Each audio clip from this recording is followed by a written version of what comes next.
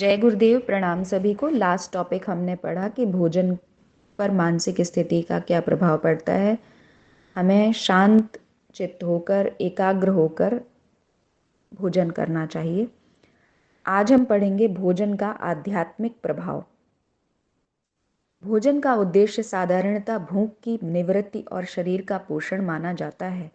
प्राणी मात्र जीवन धारण करने के लिए अपनी प्रकृति के अनुकूल कोई न कोई आहार ग्रहण करते हैं, पर मनुष्य को भगवान ने बुद्धि, चतुरता और समझ दी है, जिससे वह किसी एक ही तरह के खाद्य पदार्थ तक सीमित नहीं रहता, वरन नए नए पदार्थों को खोज कर उनमें थोड़ा बहुत परिवर्तन करके उन्हें उपयोग में लाता रहता है। उदाहरणार्थ, मांस मनुष्य का स्वाभाविक भोजन नहीं है। कोई मनुष्य शेर, चीते, भेड़िए की तरह किसी बकरी, भेड़ या हिरन को हाथों से पकड़कर दांतों से चीर फाड़ कर नहीं खा सकता, पर बुद्धि से काम लेकर वह किसी हथियार से जानवर का वध करता है और उसके मांस को आग पर गर्म करके गलाकर अपने उपयोग लायक बना लेता है। इस प्रकार मनुष्य कुछ अदल बदल करके ऐसे पदार्थों को भी भोजन के रूप में उपयोग कर लेता है जो साधारणतः उसके लिए लाभदायक नहीं है। सात्विक, राजसिक और तामसिक भोजन।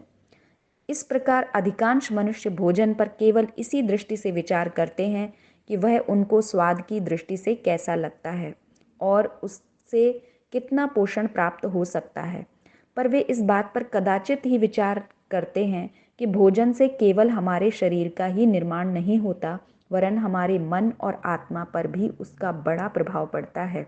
छांदोग्य उपनिषद में कहा गया है, आहार शुद्धो स्वत्व शुद्धो सत्व शुद्धो ध्रुवो स्मृति स्मृतिर्लब्धे सर्वग्रंथीनाम विप्र मोक्षः। अर्थात आहार के शुद्ध होने से अंतःकरण की शुद्धि होती है। अंतःकरण के शुद्ध होने पर बुद्धि निर्मल होने से सब संशय और भ्रम जाते रहते हैं और तब मुक्ति का मिल सकना सुलभ हो जाता है। इसी तथ्य को दृष्टिगोचर करके भारतीय मनीषियों ने आहार को सात्विक, राजसिक और तामसिक 3 भागों में बांट दिया है और बतलाया है कि जो व्यक्ति शरीर के साथ अपने मन, विचार, भावना, संकल्प आदि को भी शुद्ध, पवित्र, निर्मल रखता है, उसका कर्तव्य है कि तामसिक और राजसिक आहार का त्याग कर सात्विक आहार का ही उपयोग करे। गीता के 17वें अध्याय में कहा है, आहारस्त्वपि सर्वस्य त्रिविधो भवति प्रियः यज्ञस्य तपस्तथा दानं तेषां भेदमिमं शृणु। आयुः सत्व बलारोग्य सुख प्रीति विवर्धनः रस्या स्निग्धा स्थिरा ह्यधा आहारा सात्विक प्रिया। अर्थात तीनों प्रकृति वालों को अपनी अपनी प्रकृति के अनुसार भोजन ही प्रिय होता है। इसी प्रकार यज्ञ, तप और दान भी 3-3 प्रकार के होते हैं। आयु, बुद्धि, बल, आरोग्य, सुख और प्रीति को बढ़ाने वाले एवं रसयुक्त, चिकने और स्थिर रहने वाले और स्वभाव से ही मन को प्रिय ऐसे भोज्य पदार्थ सात्विक स्वभाव के व्यक्तियों को प्रिय होते हैं।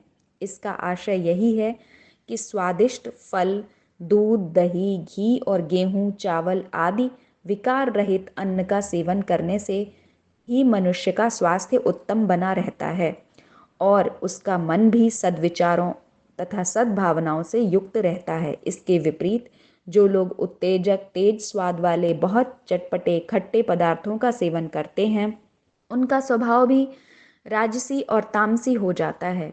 गीताकार कहते हैं, कटवम्ल लवणात्युष्ण तीक्ष्ण रूक्ष विदाहिनः आहारा राज्यस्य ज्येष्ठा दुख शोक मय प्रदा यात यामम गतरसम पूर्ति पर्युषितम च यत उच्चिष्टमपि चामेध्यम भोजनम तामस प्रियम।